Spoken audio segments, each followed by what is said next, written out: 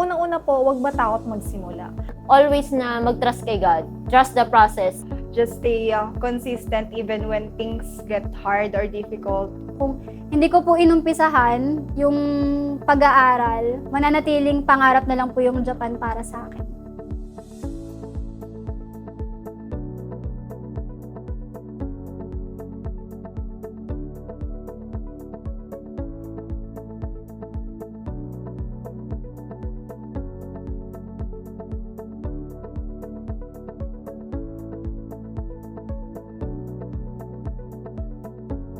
Ako po si Karen Candelaria, nagmula sa Caloocan City. Hi, ako pala si Bia, taga Marikina. My name is Christine and I'm from Pasig City. I'm Eunice and I'm from Marikina. Para po sa pamilya, tsaka para sa magandang career din po. Parang hindi po sapat kasi yung kinikita, ganun po. Tapos may nag-aaral pa po sa amin, kaya yun po. Gusto ko pong makapag-abroad. Nung una pangarap ko ang Japan dahil may karanasan na ako doon at gusto ko magkaroon ng career growth. Syempre lahat ng nag-iibang bansa is gusto matulungan yung buong pamilya. Kaya ayun yung pinaka-objective ko is magkaroon ng experience and to help my family. Gusto ko pong makatulong sa family and at the same time, gusto ko pong magkaroon ng career sa field ng caregiving. And I found out po na maganda yung system ng Japan in terms of pag-aalaga po nila ng mga elderly nila. And nagkaroon po ako ng interest doon and yun po, nagustuhan kong magtrabaho doon kasi alam kong marami po akong matututunan at alam kong doon po ako mag-grow. My mom po is working actually in Japan as well. So, gusto ko po siya gayahin na mag-work din sa Japan and to have built a better future for myself as well. Sabi ko, gusto ko na rin pong magpunta ng Japan to build my career. Hanap na po ako ng school na nag-offer ng Japanese language. Yung pagsusulat at pagkakabisado ng kanji. Sobrang dami po kasi ng kanji. So, ayun, kailangan namin i-memorize. So, mahirap po talaga magkabisado. So, hinanap ko po yung learning style ko. Gumamit po ako ng flashcards. Tapos, yung sa online po, gumawa din po ako ng mga sentences na ginagamit po yung kanji. Medyo nagkaroon ako ng struggle sa time management.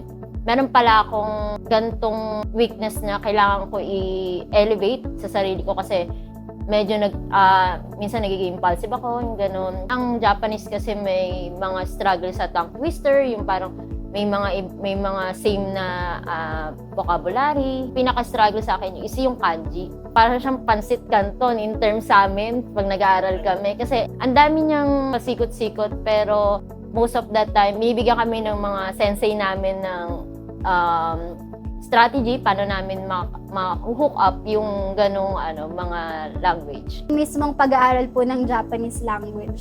At first po, madali pa po siya. Pero as we move forward sa mga lessons, mas nagiging challenging na po siya, mas nagiging mahirap na.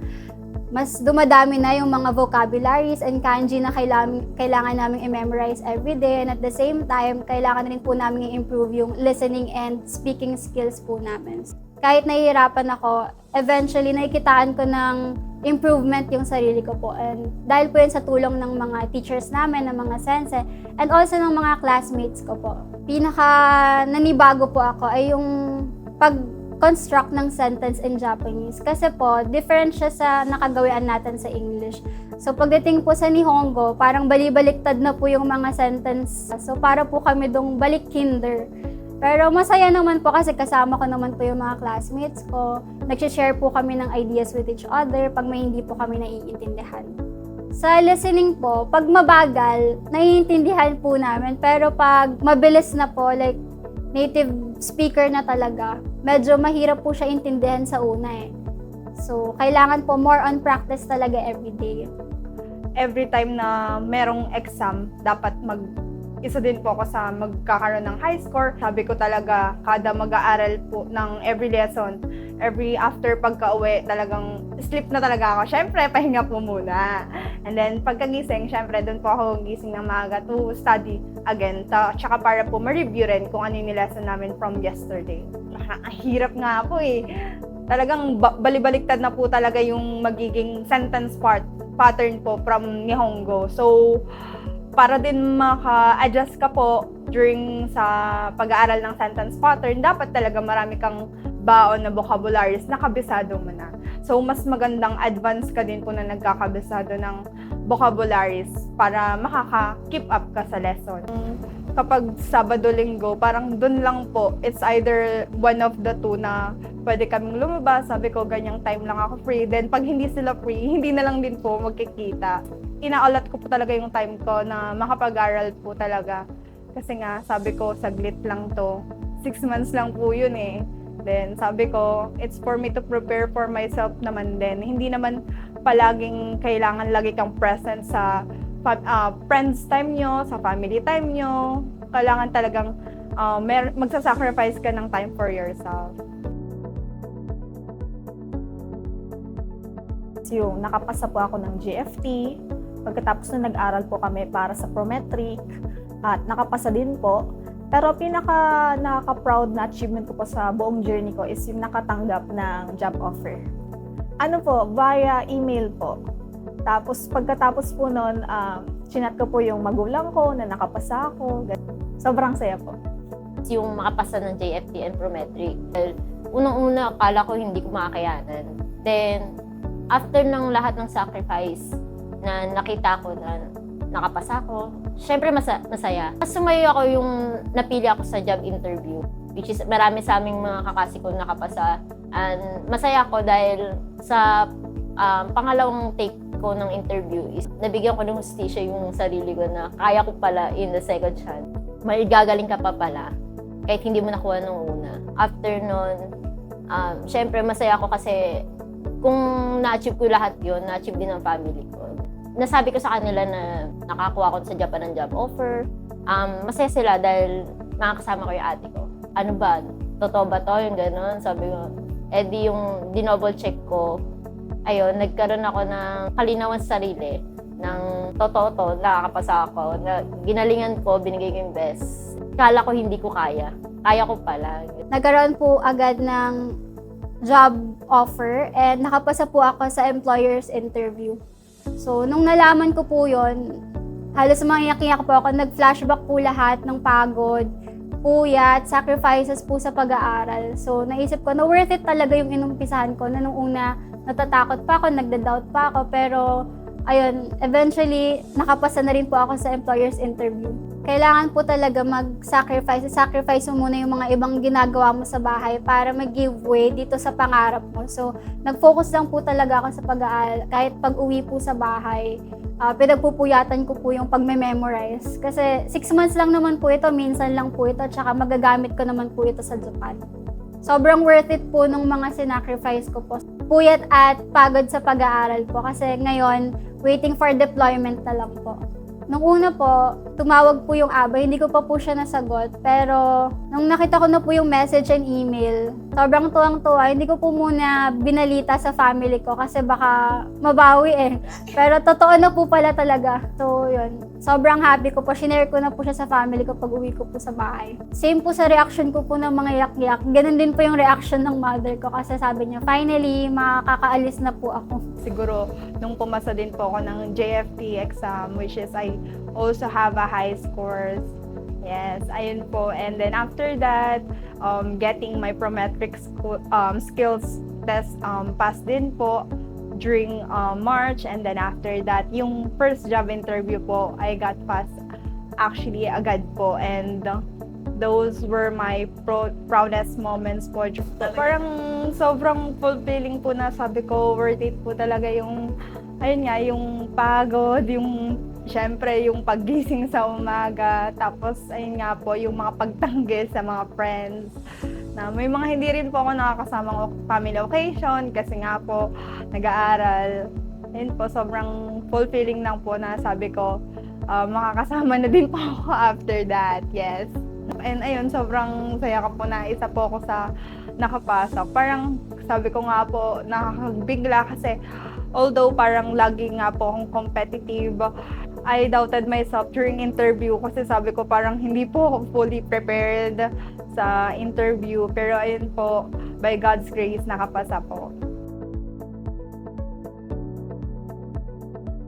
Mas naging confident po ako, hindi lang po sa pagsasalita. Ayun po, pag may naririnig akong words ng Japanese, yun po, natutuwa ako kasi naiintindihan ko na po.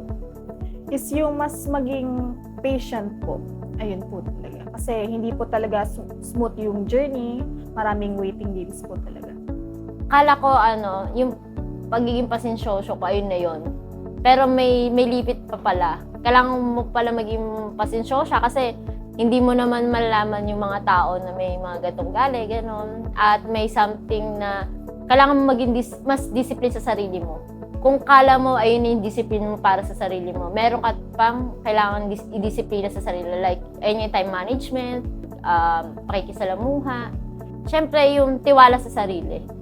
Dati na nagda-doubt ka, ngayon na iisip mo kasi nga, nandito ka na eh. Why not ipagpatuloy mo pa? Kasi hindi mo naman masisimulan kung wala kang pangarap. Na hindi agad-agad na makukuha mo yung isang bagay kung hindi mo paghihirapan or pagdadaanan. Kasi doon mo pala makikita yung sarili mo na hindi lahat ng bagay is madali. Kailangan mong pagtrabahuhan, kailangan mo mag-sacrifice, kailangan mong intindihin yung mga nasa sitwasyon. Tinulungan po ako nito para mas maging patient pa. Kasi during the times po na nahihirapan ako, instead of giving up, I tried to find ways, different study methods po na babagay po sa akin. Dito po sa pag-aaral ng bagong language, mas nakilala ko po yung sarili ko, mas na-improve pa yung pagiging pasensyoso ko po. Kasi dito, ibang-iba talaga siya sa English po eh. Parang balik ka sa pagkabata, sa pag-aaral. So, kailangan hanapin mo kung ano yung nababagay na study method para sa'yo, para ma-improve mo po yung pag-aaral mo. For me, it taught me more to be disciplined, resilience, to have more patience, and also to be determined as well on getting my achievements or dreams. And also, this journey has also taught me na hindi po pala, it's not about being the smartest nor having the most talent in your class. It's about always showing up, stay focused, and also, ayun nga po, keep moving forward. And also, sabi ko nga po, discipline kasi grabe yung challenges na gusto mo na rin makasama yung friends mo, like lumabas, pero ito ka, nag-aaral for yourself as well and for your dreams na magtuloy-tuloy yung achievements mo po. Natuto rin po akong mas maging caring and kasi ayun yung pinakita nila sa akin, and also being supportive in every dream that we have, and also pagiging vocal na din po siguro sa isa't isa na ito yung pangarap ko, ito yung gusto kong marating. Unang-una po, huwag matakot magsimula. Kasi siguro kung desidido ka rin po, syempre po may mga sacrifices din po, ayun. Patuloy lang po, ganun. Huwag pa rin pong tumigil na mag-practice kasi syempre po magiging iba yung environment sa Japan. So patuloy pa rin po mag-practice at siguro ihanda yung sarili. Dati nagda-doubt ako. Parang kung ngayon iniisip mo na nagda-doubt ka sa sarili mo. Ngayon lang yan, lumilipas yung panahon. Ang mas maganda doon is magtiwala ka sa sarili mo. I-enjoy mo lang yung sarili mo. Then, explore lang. Hindi ka pwedeng dyan lang. Kailangan tumayo ka, kumilos ka, makipagsalamuha ka, intindihin mo yung ibang tao, kilalanin mo yung sarili mo. Doon pala makikita mo na kaya ka pa palang gawin. Tapos parang may mga bagay ka pa na parang dito lang ba ako? O mag-step out ako para mas makilala ko yung sarili ko.